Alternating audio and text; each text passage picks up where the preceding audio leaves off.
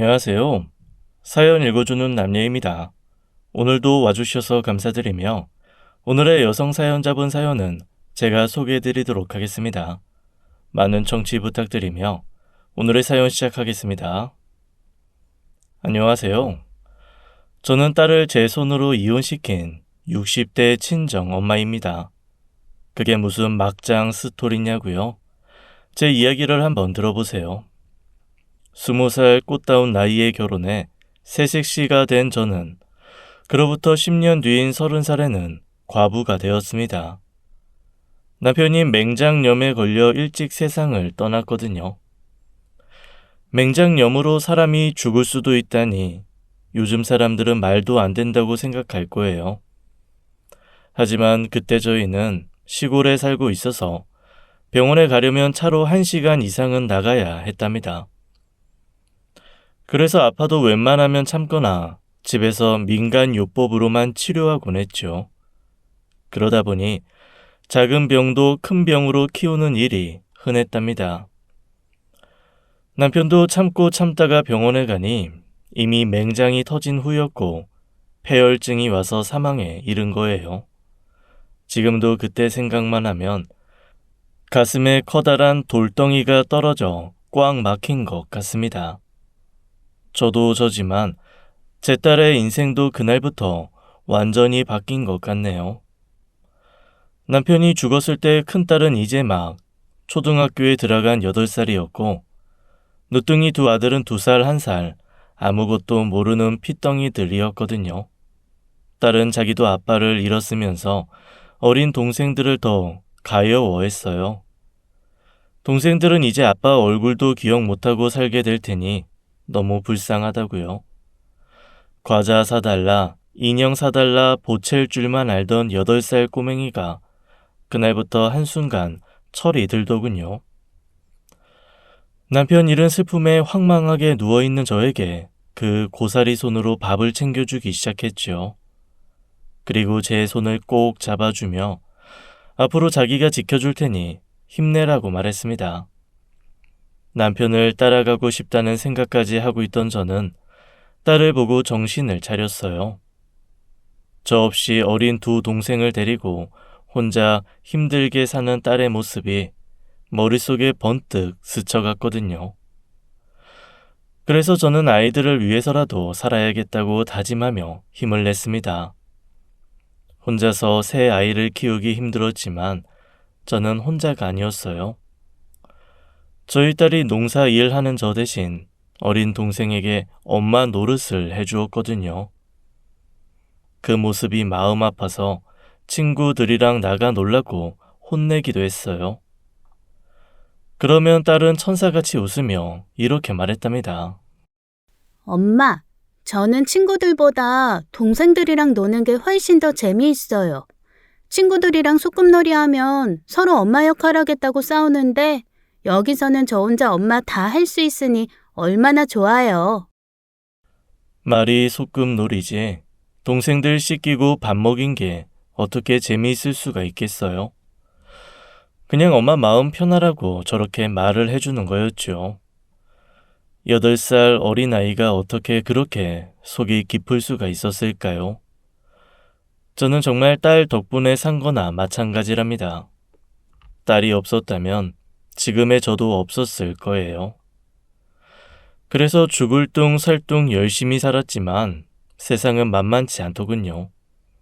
남편과 함께 짓던 농사를 혼자서 다 하다가 쓰러질 뻔한 저는 얼마 안 되는 땅과 집을 다 팔아서 아이들과 함께 경기도로 올라왔습니다. 도시에서 장사라도 할 생각이었지만 그 돈으론 전셋집 하나 마련하니 끝이더군요. 그래서 저는 동네 국밥집 주방에서 일하기 시작했지요. 아침부터 나가서 고기를 다듬고 육수를 내며 밤 늦게까지 식당에 매여 있어야 했어요. 죽어라고 일했지만 자본금이 없고 배운 것도 없으니 겨우 먹고 살 정도로만 버는 수준이었습니다. 생활이 넉넉하지 못해 해달라는 걸 다 해주지 못하니 아이들에게도 항상 미안했어요. 하지만 남들 다 다니는 학원을 한 번 못 갔어도 저희 딸은 항상 반에서 3등 안에 드는 모범생이었답니다. 학교 끝나면 항상 동생들 돌보느라 바빴는데 잠을 줄여가며 열심히 공부를 하더군요. 지연아, 지금 11시인데 아직도 공부하니? 네, 내일 수학시험 보는 날이라서요. 저번에 실수로 하나 틀린 게 너무 아쉬워서 이번에는 꼭 만점 받으려고요. 학원이라도 보내줬으면 네가 훨씬 편하게 공부했을 텐데 내가 항상 미안하구나. 에이, 학원 다니는 애들도 항상 저한테 와서 정답 물어보는데요. 그런 거 보면 학원도 별거 아닌 것 같아요. 저는 혼자서도 잘하니까 걱정하지 마세요. 그렇게 말해주는 딸이라 저는 항상 든든한 마음이었답니다. 그런데 딸이 고등학생이 된 어느 날이었어요. 집주인이 갑자기 전세 보증금을 올려달라고 하는데 돈이 없어서 힘들던 시기였지요. 딸에게도 학원비는커녕 안경이 부러져서 테이프로 붙이고 다니는 걸 보고서도 새로 사주지 못해 소갈이하고 있었는데 아무것도 모르는 초등학생 두 아들은 새 운동화 사달라, 장난감 사달라 떼를 쓰더군요. 머리가 좀 크니 풍족한 집의 다른 아이들과 비교되는 일이 많아서 아이들도 속상해 보였어요. 한창 우울한 시기를 보내고 있는데 딸의 같은 반 친구 엄마가 국밥집에 와서 제 딸을 걱정하더군요. 지연이가 요즘 다이어트를 너무 심하게 하는 거 아니냐고요. 무슨 말이냐고 물으니 딸이 다이어트 한다며 급식 신청을 안 했다는 거예요. 저는 처음 듣는 소리라 깜짝 놀랐죠. 급식비도 분명히 딸에게 줘서 들려보냈거든요. 저는 딸이 급식비를 빼돌려서 다른 데다 썼구나 싶어 화가 났습니다. 저한테 거짓말도 안 하고 언제나 믿음직한 딸이었기 때문에 더 뒤통수를 맞은 기분이었어요. 저는 그날 일을 쉬고 집에 일찍 가서 딸을 혼내기 시작했습니다. 지연아, 네가 어떻게 나한테 그럴 수가 있니? 엄마, 그게 무슨 말씀이세요? 오늘 수진이 엄마한테 다 들었어. 너 학교에다 급식비 안 냈다면서. 나한테는 분명히 급식비 받아가고 학교에 냈다고 했잖아. 엄마한테 거짓말하는 거야? 죄송해요. 제가 돈이 너무 필요해서 그랬어요. 네가 나한테 그럴 줄은 정말 몰랐다. 내가 돈 없어서 힘들어하는 거 다 알면서 어떻게 그럴 수 있어. 어디다 썼는지 당장 말해. 사실은 지훈이가 말이 느려서 놀림을 받더라고요. 못된 애들이 운동화에 바보라고 낙서해놨는데 아무리 빨아도 지워지지 않길래 제가 급식비로 새 운동화 사줬어요. 거짓말해서 정말 죄송해요, 엄마. 제가 걱정할까봐 차마 동생 운동화가 필요하다는 말은 못하고 자기 점심을 굶어가면서 새 운동화를 사줬다는 소리에 가슴이 무너지는 것 같았습니다. 저는 그날 아이들에게 미안해서 이불을 뒤집어 쓰고 남몰래 울었어요. 그리고 아이들 운동화 하나 정도는 걱정 없이 사주고 싶다는 마음으로 새벽에 신문 배달을 하기 시작했습니다. 딸이 엄마 힘들어서 안 된다며 말렸지만 저는 몸은 힘들어도 마음은 오히려 편했어요. 제가 조금만 더 고생하면 딸은 조금 더 편할 거라 생각했거든요. 하지만 저희 딸 마음은 그게 또 아니었나 봐요.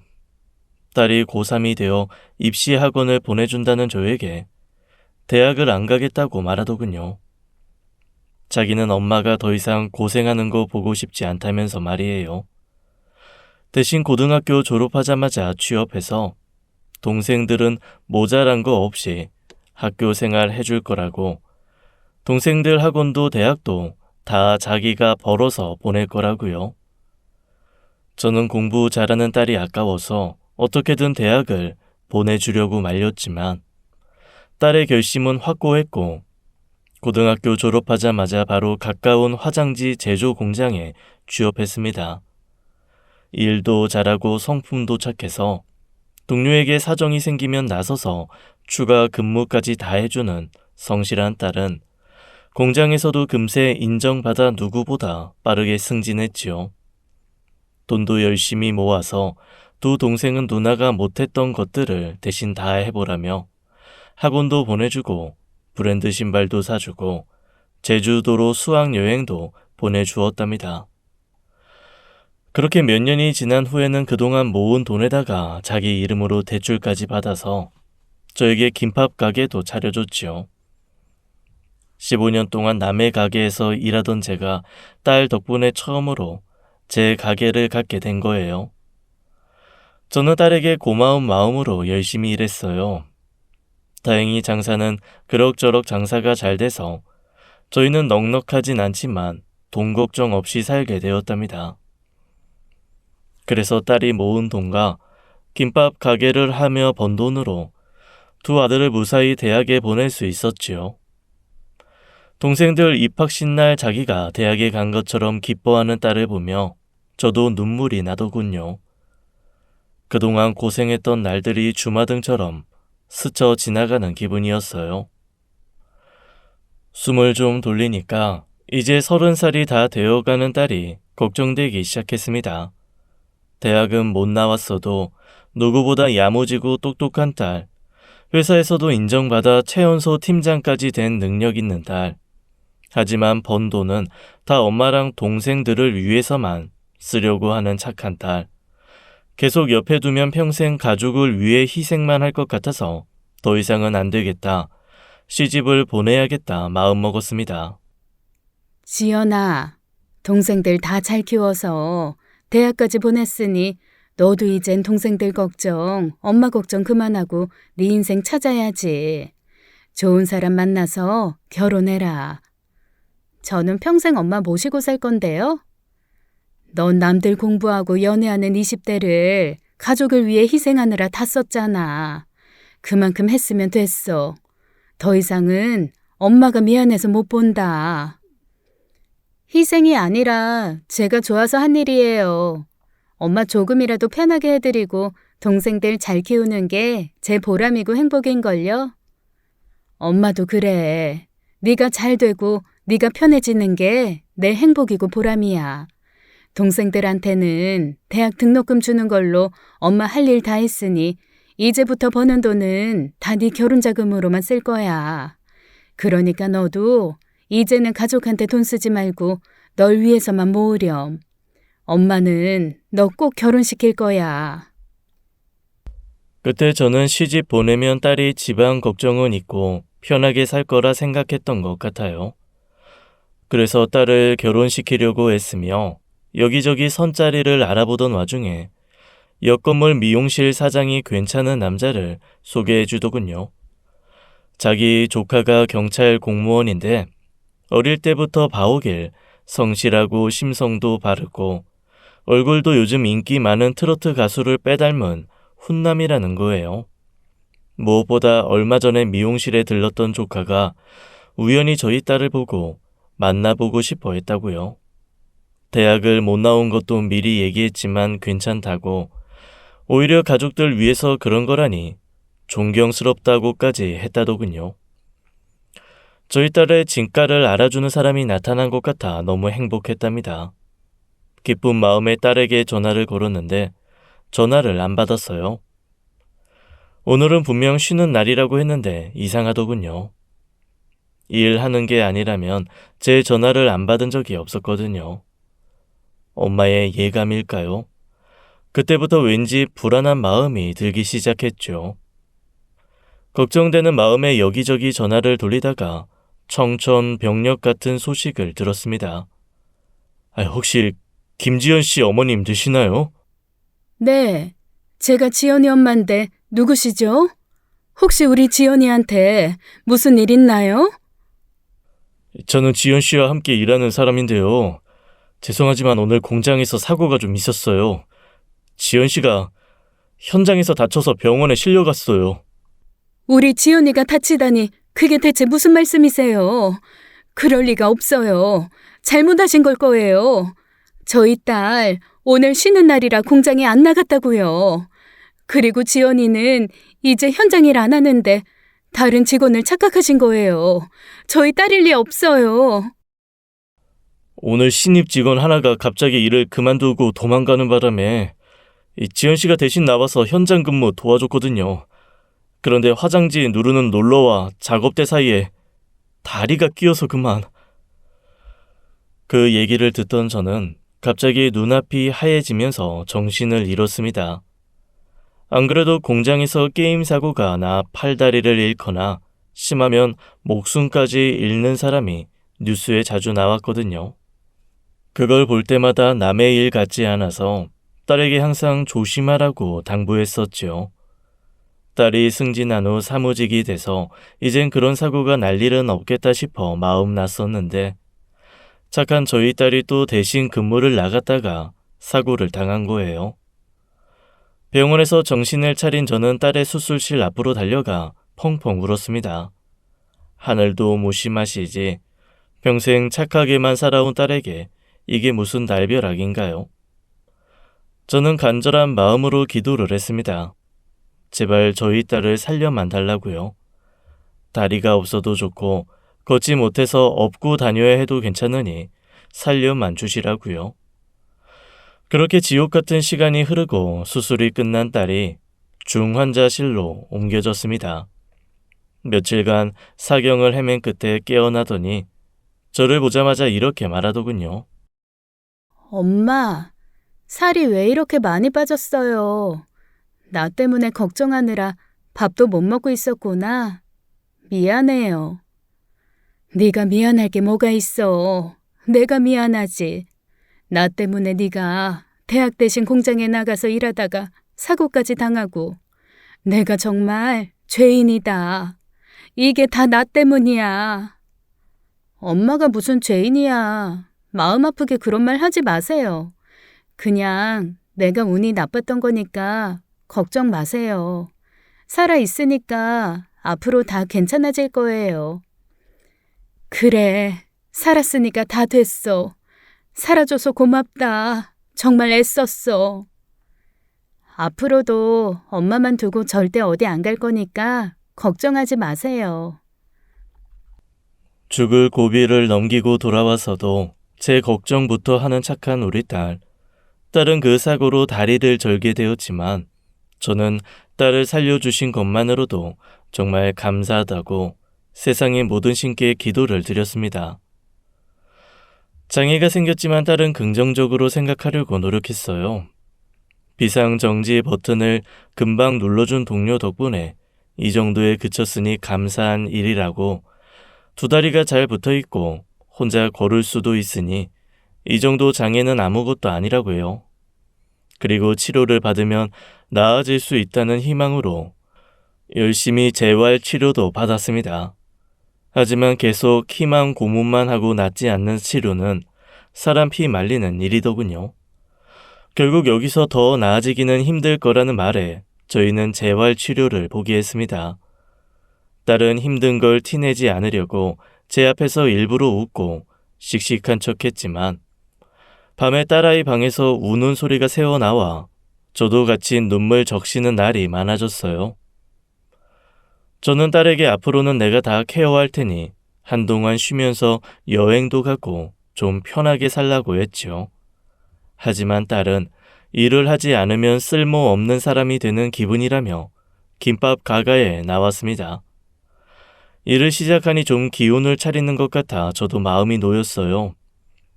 하지만 장사란 사람을 상대하는 일인지라 안 좋은 일도 종종 있었죠. 불쌍한 눈으로 쳐다보는 건 예사고 절른 발이라면 놀리는 아이들도 있었거든요. 한 번은 식사를 하러 온 부녀가 이런 말을 하더군요. 아빠, 저 아줌마 다리 왜 저래? 전에 여기 왔을 때는 멀쩡했었는데. 공장에서 일하다가 다쳤대. 진짜 아팠겠다. 무서워. 그러니까 너는 공부 열심히 해야 한다고 아빠가 항상 말하잖아. 공부 안 했다가 나중에 공장에 취직해서 저런 꼴 당할지도 모른다. 알겠어. 맨날 공부 타령 그만 좀 해. 아빠가 괜히 그러는 게 아니라니까. 너 저 아줌마처럼 되고 싶어?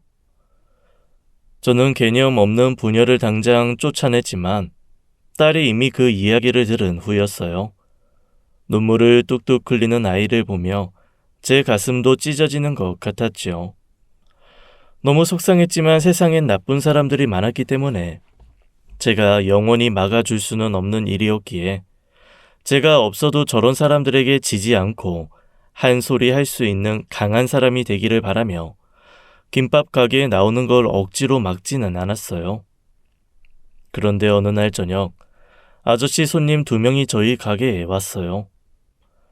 근처 시장에서 일하며 김밥을 먹으러 종종 오는 단골 손님들이었죠. 그날은 어디서 술을 한 잔 마시고 왔는지 약간 취해서는 김치찌개 하나 시켜놓고 맛이 있네 없네 괜한 시비를 걸더라고요.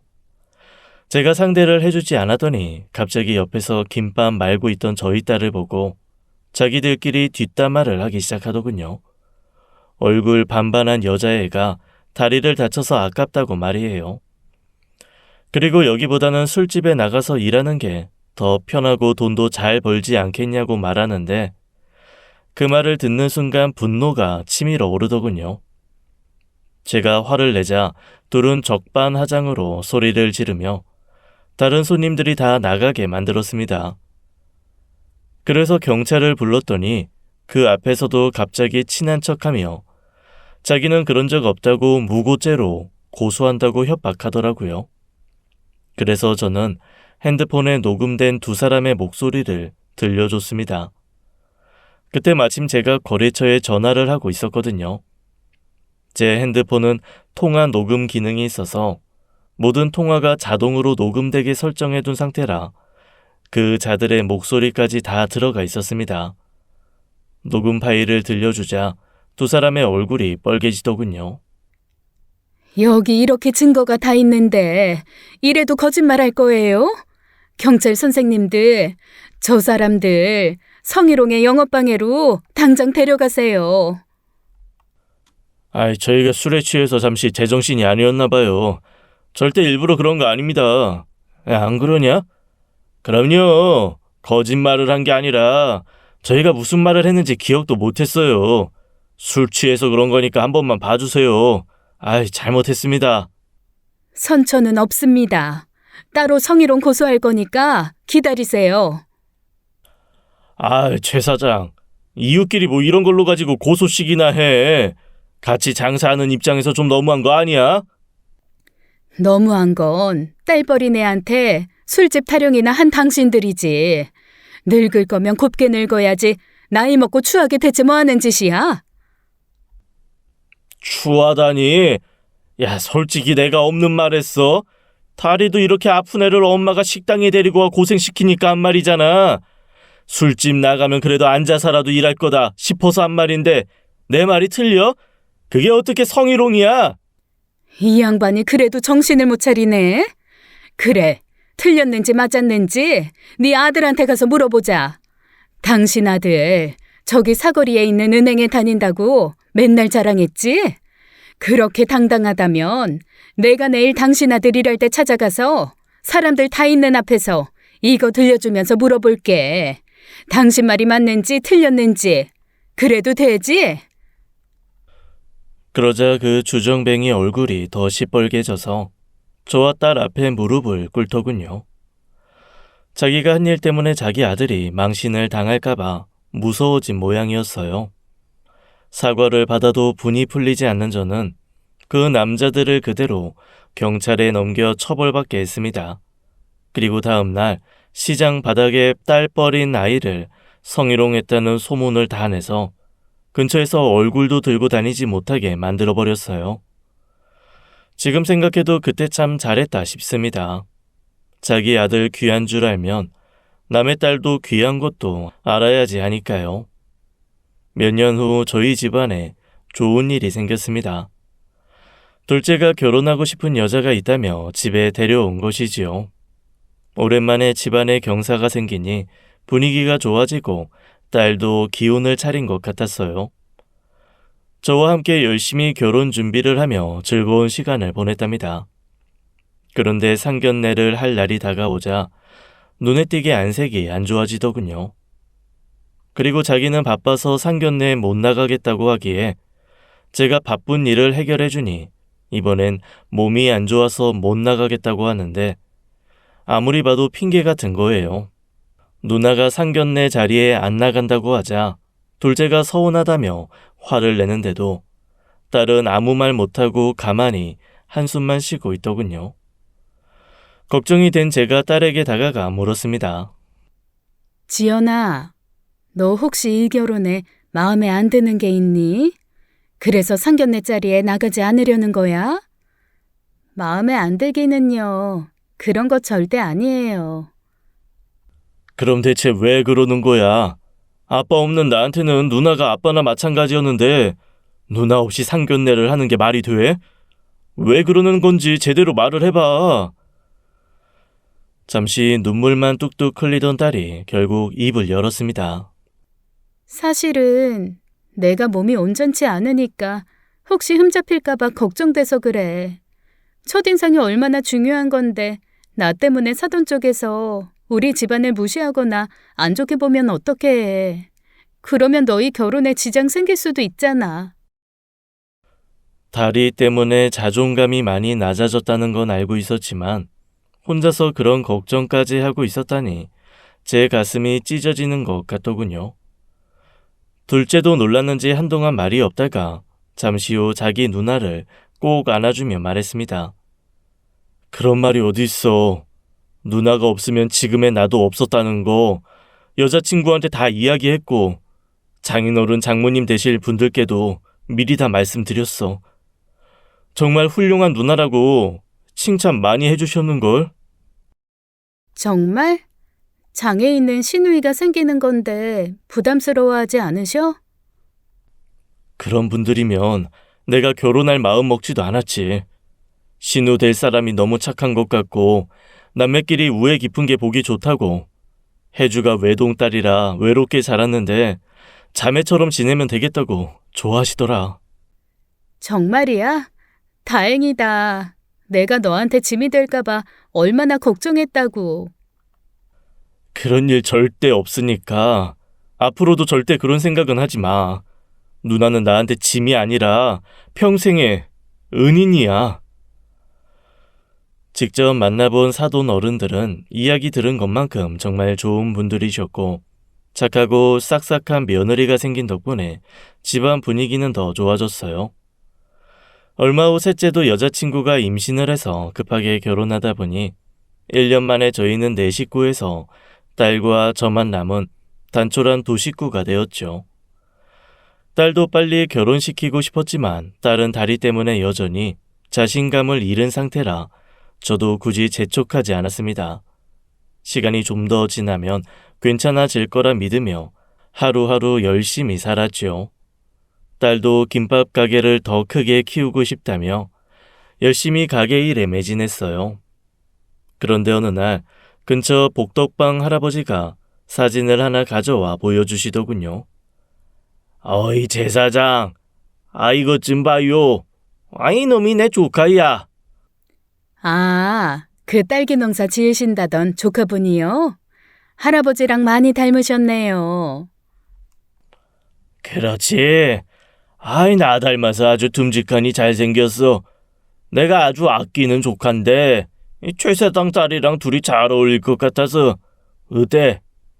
저희 딸이랑은 나이 차이가 좀 나지 않아요? 조카분이 몇 살이세요? 저희 딸은 38살인데. 우리 조카는 올해 50이야. 38살이면 아주 딱이네. 얘가 5년 전에 이혼을 했는데 끼니 챙기기 힘들다고 참한 여자 하나 알아봐 달라네. 요새 이혼은 뭐 흠도 아니잖아. 괜찮지? 그게 무슨 말씀이세요? 12살이나 많은 것도 어이없는데 심지어 이혼이요? 저희 딸을 뭘로 보고 그런 말씀 하시는 거예요? 전 절대 그런 남자한테 시집 안 보낼 거니까 당장 나가세요. 내가 생각해줘서 가져왔더니 뭐가 어째? 그런 남자 이혼이나 했으니까 결혼 얘기도 하는 거지. 저렇게 장애 있는 여자를 누가 데려간다고? 제가 데려갑니다. 걱정 마시고 나이 50에 혼자 끼니도 못 챙겨 먹는 조카분이 나가서 챙기세요. 열받은 제가 소리 지르려던 찰나 옆에서 밥을 먹던 손님이 끼어들어 할아버지에게 한 소리 하더군요. 그때 한창 저희 김밥 가게에 자주 오던 단골 손님이었어요. 30대 후반쯤 되어 보이는 남자인데 올 때마다 태도가 정중해서 기억에 남았지요. 그 남자가 할아버지를 쫓아내더니 제 딸에게 다가가 마음 쓰지 말라고 위로해 주었어요. 알고 보니 제 딸이 마음에 들어서 저희 식당에 계속 찾아왔던 거래요. 두 사람은 연애를 시작했고 적극적인 사위 덕분에 결혼까지 일사천리로 진행됐죠. 사위는 노래방을 운영하는데 부자는 아니지만 성실하고 착한 모습이 마음에 들었어요. 부모님이 일찍 돌아가셨다는 게 안쓰러웠지만 제 딸이 시집살이 당할 일 없으니 그 점도 마음에 들더군요. 사위는 안 계신 부모님 대신 저를 친어머니처럼 생각하며 잘하겠다고 하더니 결혼 후에 정말 친아들처럼 저에게 잘해서 주변에서는 대릴 사이 들였냐며 부러워하고 딸 결혼 잘 시켰다며 입에 침이 마르게 칭찬했습니다. 그런데 결혼 후 8개월 정도가 지나니 어느 순간 딸과 사위의 발길이 뜸해지더군요. 걱정돼서 딸에게 전화해보니 남편은 사업이 좀 어려워져서 바쁘고 자기는 임신 준비를 하고 있어서 바쁘다고 말했어요. 속상했지만 바쁘고 힘든 아이들을 귀찮게 하기 싫어서 보고 싶은 것도 꾹 참았지요. 그런데 몇 달 후 제 생일이었어요. 저는 당연히 아이들이 다 올 줄 알고 음식을 잔뜩 차려놨는데 아들과 며느리들만 오고 딸 내외는 바쁘다며 오지 않았습니다. 다른 날이면 몰라도 제 생일에까지 안 올 아이가 아니라서 그때부터 걱정되기 시작했어요. 며칠을 고민하다가 김치를 갖다 준다는 핑계로 오랜만에 딸의 집에 찾아갔습니다. 그런데 몇 달 만에 본 딸의 얼굴이 너무 이상했어요. 통통하게 보기 좋던 살이 쏙 빠져서는 몸이 많이 마른 데다가 얼굴빛도 검고 눈도 퀭한 게 꼭 중병 환자 같았거든요. 저는 놀라서 어디가 아프냐고 당장 병원에 가자고 닥달했지만 딸은 그런 게 아니라며 빨리 가라고 저를 쫓아냈습니다. 당황한 저는 덜덜 떨리는 손으로 사위에게 전화를 걸었어요. 김서방, 내가 지금 자네 집에 왔는데 지연이한테 쫓겨났어. 이게 대체 무슨 일인가? 우리 딸 얼굴이 왜 그래? 지연이가 살이 좀 빠졌죠. 요즘 임신이 잘 안 돼서 스트레스가 심한 것 같더라고요. 아니, 아무리 스트레스가 심해도 그렇지. 사람이 어떻게 저렇게 변하나? 안 그래도 저도 걱정돼서 병원에 데리고 갔는데 아픈 데는 없다고 하니까 걱정 마세요. 사실은 저희가 난임병원에서 검사해봤는데 지연이 자궁에 문제가 좀 있어서 임신이 안 되는 거래요. 그래서 호르몬 치료를 받고 있는데 그게 좀 잘 안 맞아서 힘든 것 같더라고요. 치료를 받는 것 때문에 저렇게 됐다고? 아니, 치료를 받으면 건강해져야지 더 아파지는 게 말이 되나? 그러게요. 저도 그래서 아이 없어도 된다고 계속 얘기하는데 지연이가 다 자기 때문이라며 자책하면서 많이 속상해하네요. 지금 지연이가 마음이 너무 힘들어서 어머님까지 신경 쓸 여력이 없을 테니까 집에 찾아가지 않으시는 게 좋을 것 같아요. 제가 잘 돌볼 테니까 걱정 마세요. 너무 이상했지만 사위가 그렇다니 그런 줄 알았습니다. 제가 생각해도 지연이는 제가 찾아가서 걱정하는 걸 보면 본인이 더 속상해하는 성격이었으니까요. 그래도 엄마 마음에 가만히 있을 수는 없어서 매일같이 지연이가 좋아하는 음식을 해다 나르고 한의원에 가서 비싼 보약도 지었습니다. 하지만 집까지 올라가지는 못하고 경비실에만 맡기고 돌아왔죠. 지금 생각해도 제가 왜 그랬었는지 도저히 이해가 가지 않아요. 바보같이 사위의 말만 철석같이 믿고 있었거든요. 그런데 일주일쯤 지난 어느 날 죽은 남편이 꿈에 나오는 거예요. 남편이 죽기 전 그 모습으로 나타나서 지연이를 잘 보살펴 달라고 우는데 가슴이 철렁했습니다. 이상한 기분에 아침부터 당장 지연이 집에 쳐들어갔지요. 딸이 저를 보지 않으려 했지만 그러면 119를 부르겠다고 협박해서 겨우 문을 열게 했습니다. 지연이가 여전히 생기 없이 검고 퀭한 얼굴로 나오더군요. 억지로 끌고 나와 택시에 태우는데 힘이 없는지 제 팔을 뿌리치지도 못하더군요. 그렇게 억지로 병원에 데려왔는데 병원 간판을 본 딸이 화를 내기 시작했어요. 집에 오는 줄 알았더니 왜 병원을 와요? 저 정말 괜찮다고 말씀드렸잖아요. 거짓말하지 마. 괜찮은데 얼굴이 왜 그래? 어디가 잘못돼도 크게 잘못된 게 분명해. 빨리 나랑 같이 가서 검사 받자. 너 그러다가 정말 큰일 나. 싫다는데 정말 왜 그러세요? 아무리 엄마라도 이러시는 거 선 넘는 거예요. 이건 납치라고요. 그럼 경찰에 신고하렴. 너만 구할 수 있다면 난 감옥에 가도 상관없어. 너 이러는 거 정상 아니야. 어서 치료받아야 돼. 엄마 제발요. 저 평생 하고 싶은 거 못하고 먹고 싶은 거 못 먹고 엄마 위에 살았잖아요. 그런데 언제까지 엄마한테 꼼짝 못하며 살아야 돼요? 제가 얼마나 힘들었는지 아세요? 이제 제발 제 인생에 참견 좀 그만하세요. 제 손이 힘이 풀리자 딸이 제 손을 뿌리치고 도망갔지만 저는 딸에게 그런 말을 들은 게 처음이라 놀라서 따라갈 생각도 못하고 주저앉아 버렸습니다. 평생 괜찮다고 말했지만 사실은 내가 믿고 많이 힘들었던 걸까 하는 생각에 사람들이 지나다니는 길바닥에 펑펑 울어버렸죠. 딸의 한마디 한마디가 송곳이 되어 가슴에 박히는 것 같았거든요. 하지만 잠시 후 이런 생각이 들더군요. 내 딸은 절대 그런 사람이 아니라고요. 내가 편해지고 동생들이 잘 되는 게 보람이고 행복이라며 웃던 얼굴. 큰 사고를 당하고 나서도 내 걱정부터 하던 그 말들이 거짓말이었을 리가 없거든요. 분명히 내가 모르는 다른 이유가 있을 거라는 생각이 강하게 드니까 철석같이 믿고 있던 사위가 딸에게 무슨 짓을 했을지도 모른다는 생각이 들더군요. 그래서 저는 벌떡 일어나 사위의 가게에 찾아갔습니다. 내 자식을 지키기 위해서요. 사위의 노래방은 저희 가게에서 30분 정도 떨어진 시내에 있었습니다.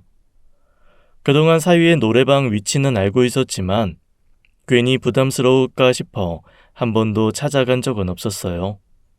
그런데 문을 열고 들어가자마자 매캐한 담배 냄새가 코를 찌르더군요. 저는 노래방을 친척 모임이나 개모임 할 때 몇 번 가본 게 전부여서 그냥 학생들과 가족들이 즐겁게 놀러 가는 곳이라고만 생각했는데 사위의 노래방은 헐벗은 여자들과 술에 잔뜩 취한 중년 남성들만 가득하더군요. 예, 유흥업소였습니다. 놀라서 덜덜 떨리는 다리로 서 있으니 카운터에 있던 여자가 저에게 누구냐고 묻더군요. 사위를 찾아왔다며 이름을 대니까 카운터 옆에 있는 문으로 들어가면 된다고 알려주었습니다. 정신을 못 차려 멍한 상태인 채로 문을 열어보니 5-6명의 남자와 여자들이 모여있는 가운데 제 사위가 술에 취한 얼굴로 저를 쳐다보더군요. 속옷이나 다름없는 옷을 입고 있는 여자를 꼭 껴안은 채 말이죠. 자네, 지금 이게 뭐 하는 겐가? 아이, 고매하신 우리 장모님께서 이 누추한 곳에는 무슨 일로 오셨습니까? 바람 피우다가 장모한테 걸린 주제에 어떻게 그렇게 뻔뻔해? 자네가 이러고 다녀서 내 딸이 지금 다 죽어가는 게야? 바람은 무슨... 저 지금 일하는 거예요.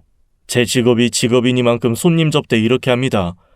장모님 딸내미 먹여 살리느라 고생하고 있는 사위한테 말씀이 지나치시네요. 세상에, 자네 원래 이런 사람이었나?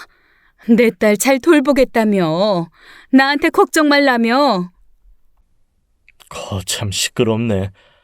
제가 장모님 딸을 어떻게 했어요? 안 죽이고 잘 돌보고 있잖아요. 장모님이 너무 참견이 지나치시니까 지연이도 질려서 나온 거 아니에요. 결혼했으니 출가 외인인데 부부 일에는 신경 좀 끄세요. 가게에서 쫓겨난 저는 떨리는 다리로 다시 딸의 집으로 찾아갔어요. 딸이 돌아가라고 했지만 사위의 가게에 다녀왔다고 말하니 결국 문을 열어주더군요. 거기서 보고 온 것을 다 말했더니 딸은 조용히 눈물만 흘렸습니다.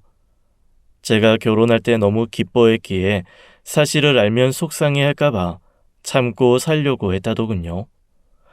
저는 절대 그럴 순 없다고 널 어떻게든 이혼시킬 거라고 말해주었습니다.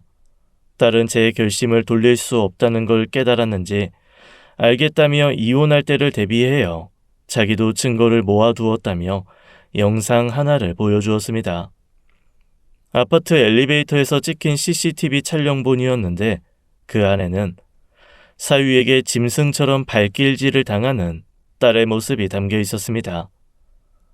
분노를 참을 수 없었던 저는 딸을 당장 제 집으로 데려왔어요.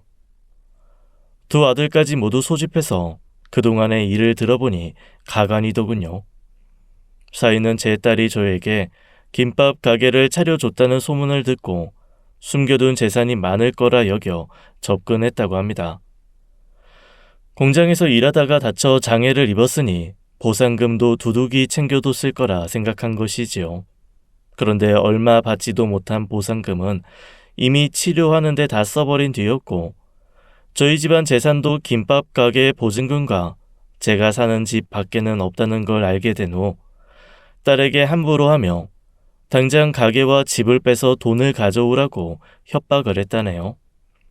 잠자코 듣고만 있던 두 아들은 화를 못 참겠는지 집을 나가버렸습니다. 저는 울면서 딸을 붙잡고 말했죠. 그런 일이 있으면 당장 나한테 와서 말을 했어야지. 왜 참고만 있었어? 엄마 걱정하시는 게 너무 싫어서요. 제가 돈을 못 준다고 했더니 그 사람이 엄마한테 달려갈 기세였거든요. 엄마는 저를 위해서라면 가진 거 다 팔아서 돈을 마련해 주셨을 텐데 제가 그 꼴을 어떻게 봐요. 아휴, 속상해. 그렇다고 널 이렇게 때린 거야? 난 그런 나쁜 놈인 줄도 모르고. 저도 감쪽같이 속았어요. 제가 이혼하자고 하니까 그 사람이 제 명의로 몰래 돈을 빌렸더라고요. 이혼하면 저 혼자 그 빚을 다 갚아야 한다면서 말이에요. 그리고 위자료까지 내야 한다고 협박해서 이혼도 못하게 했어요. 아휴, 그동안 얼마나 고생이 많았니. 걱정하지 마. 이제 엄마가 지켜줄게. 네가 고생해서 번 피 같은 돈인데 그 자식한테는 한 푼도 못 가게 할 거야. 엄마가 어떻게 해서든 너 이혼시키고 그 자식 천벌받게 만들게. 그동안의 한을 다 토해내듯 소리내어 우는 딸을 다독여주고 있는데 경찰서에서 전화가 왔습니다. 두 아들이 영업방해와 기물파손으로 경찰서 유치장에 갇혀있다는 것이었죠. 매형이 누나를 때렸다는 걸 알고 화가 난 아이들이 노래방에 가서 난동을 피운 것이었습니다. 저희가 찾아가 사정을 이야기하자 경찰관은 딱해하며 사위에게 합의를 하라고 했지만 뻔뻔한 사위는 적반하장으로 나오며 처남들을 고소하겠다고 하더군요. 사람이 어떻게 그렇게 양심이 없어? 양심이요?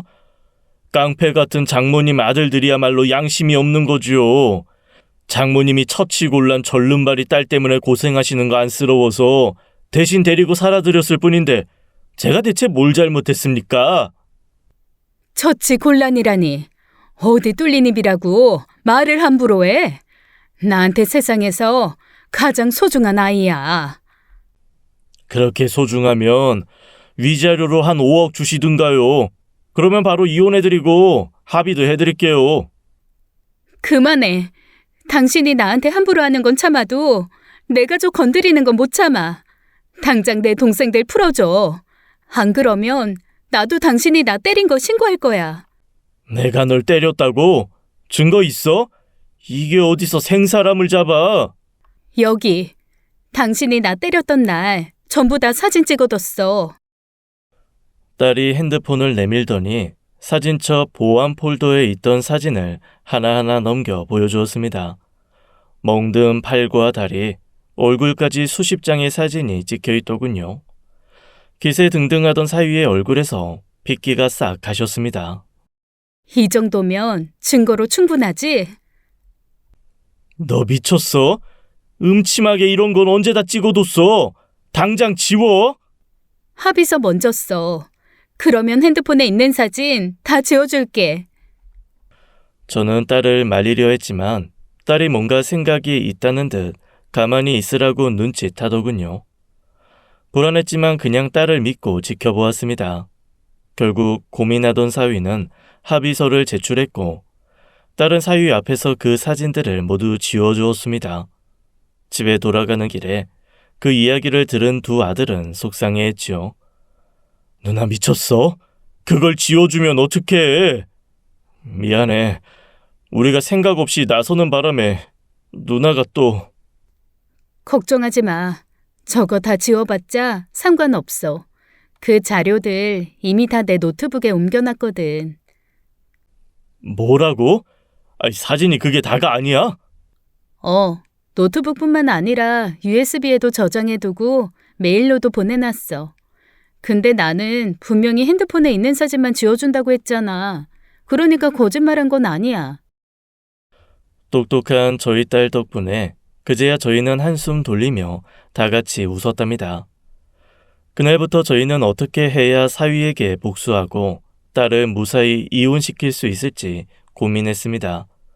우선 두 아들이 퇴근 후에 번갈아 가며 사위를 미행해 범죄 증거를 수집하기로 했죠. 꽤 오랜 시간이 걸릴 줄 알았는데 웬걸요. 사위가 얼마나 더러운 짓을 많이 하는지 미행을 시작한 지 일주일 만에 불법 도박, 불륜, 음주운전 증거까지 잡을 수 있었습니다. 그런데 제가 문제였어요. 노래방을 몰래 염탐하다가 카운터 직원에게 들키는 바람에 일이 수포로 돌아갈 뻔했거든요. 그런데 그 직원은 저를 신고하긴커녕 제 딸이 맞을 때 도와주지 못해서 미안했다며 노래방에서 찍힌 CCTV 영상 자료를 건네주었습니다. 사위가 가짜 양조를 제조하고 유통하는 모습이 담긴 영상이었죠. 덕분에 피해 복수를 위한 모든 준비가 끝났습니다. 며칠 후 저희는 모든 증거 자료를 복사해서 들고 사위의 노래방을 찾아갔습니다. 조금 떨리긴 했지만 만나면 어떻게 할지 며칠 동안 다 계획을 짜고 미리 리허설까지 하며 철저히 준비를 마친 터라 자신감이 있었습니다. 사위는 저희가 찾아온 걸 보고 콧방귀를 뀌며 조롱하더군요.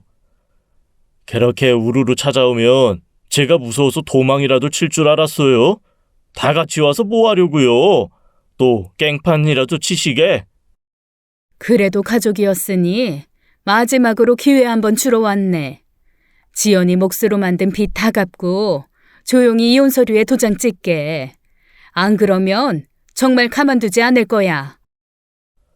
가만 안 두면 뭐 어쩌시게요? 죽이기라도 하게? 아이고 무서워라. 그리고 그 빚은 다 따님 명의인데 그걸 제가 왜 갚아줍니까? 부부일 때야 공동 운명체니 같이 갚으려고 했지만 이혼을 꼭 해야겠다면 뭐 딸내미 혼자 빚 떠안고 이혼녀 만드시면 되겠네. 어디 한번 알아서 잘해보세요.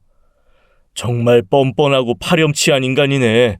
어디 이걸 보고도 당신이 계속 웃을 수 있는지 보자. 큰 아들이 증거 자료가 담긴 서류 봉투를 사위 앞에 던졌습니다. 사위의 표정 변화를 보는 게 꽤 재미있더군요. 처음엔 비웃는 듯한 표정으로 봉투를 열던 얼굴이 점점 새파랗게 질리더니 마지막 가짜 양주 제조, 유통 증거들을 볼 때는 놀라서 까무러칠 것 같은 표정이 되었습니다. 이걸 어떻게... 아이 당신들 이거 어디서 찾았어? 그건 당신이 알아서 뭐하게? 내 뒷조사한 거야? 설마 가게 CCTV 해킹했냐? 이거 불법이야. 절대 증거로 인정받지 못할 거라고. 될지 안 될지는 신고해보면 알겠지. 어떻게, 지금 바로 경찰 부를까? 잠시 혼자서 머리를 굴리던 사위가 갑자기 안면을 싹 바꾸고 저희 앞에 무릎을 꿇더군요. 처음 그 착하고 성실하던 가면을 다시 쓰고서 말이죠. 죄송합니다, 장모님. 제가 사업이 너무 힘들어져서 스트레스로 제정신이 아니었습니다. 한 번만 더 기회 주시면 이번에 정말 지연이한테 잘하며 살게요. 내가 그 말을 어떻게 믿나? 지금까지 우리를 계속 속여온 자네인데. 시키는 건 뭐든지 다 할 테니까 제발 한 번만 봐주세요. 저도 이게 다 지연이랑 잘 살아보려고 한 일이에요. 지연이를 위해서였다고요. 그 말에 흔들리기는커녕 사람을 얼마나 바보로 알면 이럴까 싶어 더 화가 나더군요. 때리고 바람 피우고 범죄를 저지른 게 내 딸을 위해서였다니. 그 뻔뻔한 말에 당장이라도 얼굴을 후려치고 싶었지만 화를 꾹 누른 저는 미리 연습한 대로 사위를 용서하는 척 연기하며 일단 사위가 빚을 다 갚기만 하면 증거도 전부 없애줄 것처럼 살살 꼬드겼습니다. 속에서 토악질이 나올 것 같았지만 자애로운 척 웃음을 지으며 다시 한 가족으로 잘 지내고 싶다는 말까지 했지요. 며칠 후 사위가 노래방을 넘겨서 딸 명의의 빚을 다 갚은 뒤 저를 찾아왔더군요. 장모님, 시키시는 대로 다 처리했습니다. 이제 다 용서해 주시는 거죠? 저 정말 다시는 안 그러겠습니다. 뭘 안 그러겠다는 건가? 내 딸 때린 거? 네, 다시는 지연이한테 손대는 일 없을 거예요. 내 딸 속여서 빚지게 한 것도? 네네, 다시는 지연이 속이고 상처 주는 일 없을 거예요. 가게에서 여자들이랑 어울려서 바람 피운 것도? 음주운전, 불법 도박, 가짜 양주 만들고 판매한 것도 전부 다 다시는 안 하겠다고 약속하는 거지? 그럼요. 다시는 그런 일 없을 겁니다. 앞으로는 나쁜 짓도 안 하고 지연이만 바라보면서 착하게 잘 살겠습니다. 지금까지 자네가 거짓말을 하도 많이 해서 말만으로는 믿을 수 없으니 내 앞에서 각서 쓰게.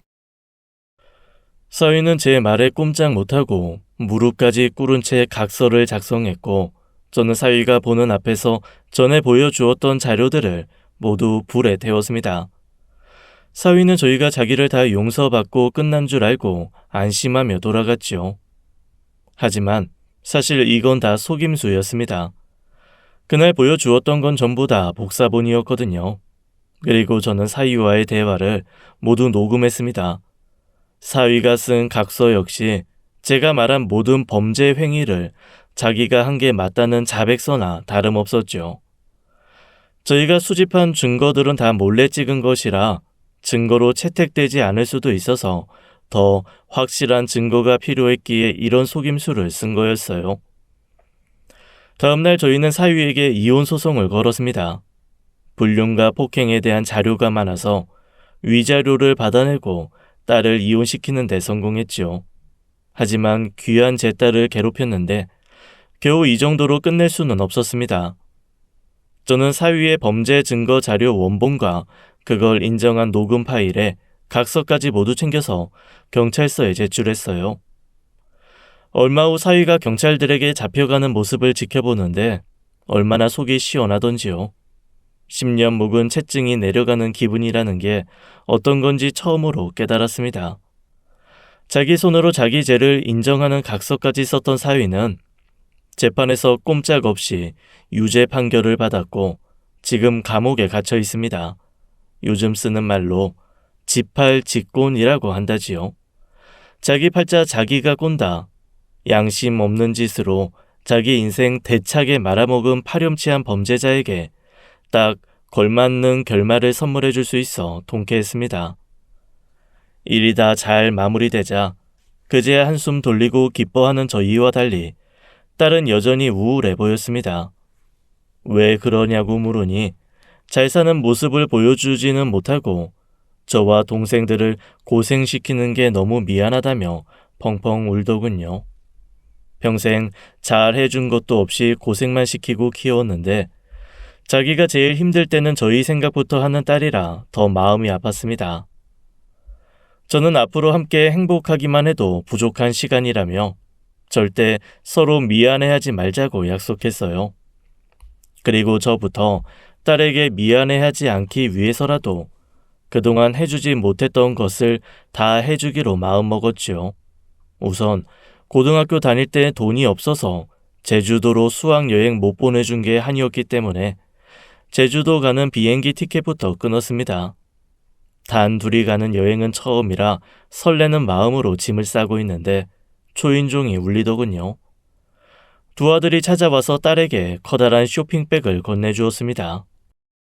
이게 뭐야? 입시학원 등록증이랑 필요한 책들이야. 누나 이제라도 공부해서 대학 가라고. 이제 와서 무슨 공부야. 비쌀 텐데. 이런 데다 돈을 왜 쓰니? 너희 빨리 돈 모아서 집 사고 아기도 낳아야지. 우리 이제 이 정도는 충분히 쓸 수 있을 정도로 잘 버니까 걱정 안 해도 돼. 그게 다 누나 덕분이었는데 먹고 살기 바쁘다는 핑계로 누나가 얼마나 소중하고 고마운 사람인지 잊고 살았어. 이제라도 우리가 갚을 수 있게 해줘. 누나가 뒷바라지 해준 덕분에 우리는 편하게 대학 다녔으니까 이제 누나 차례야. 누나가 하고 싶은 공부 다 해. 우리가 학원도 보내주고 대학 합격하면 등록금도 다 내줄게. 누나한테 받은 거 조금이라도 돌려줄 수 있도록 앞으로 계속 노력할 거야. 그날 저희 네 식구는 함께 껴안고 펑펑 울며 앞으로 함께 행복해지자고 약속했답니다. 딸의 자존감이 높아지고 성격도 긍정적으로 바뀌어서일까요? 그 뒤로는 마법처럼 다 좋은 일만 생겼어요. 학교 다닐 때 공부를 잘했던 딸은 입시 공부를 시작한 지 단 1년 만에 서울에 있는 한 대학교에 사회복지과에 입학했고요. 김밥집도 딸이 개발한 신메뉴가 인기를 끌면서 대박이나 분점까지 냈답니다. 무엇보다 저희 가족은 우애가 더 두터워지고 화목해졌어요.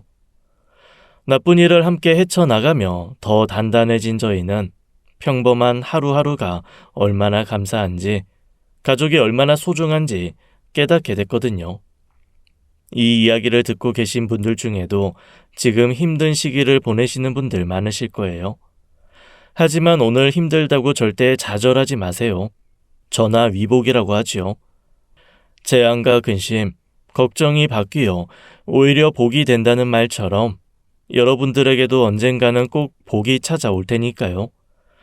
그럼 이야기를 들어주신 분들 모두가 꼭 행복해지시기를 바라며 이야기를 마칠게요. 긴 이야기 들어주셔서 감사합니다. 지금까지 사연 읽어주는 남녀였습니다. 끝까지 함께해 주신 여러분 감사드리며 저희는 다음 사연으로 돌아올게요. 감사합니다.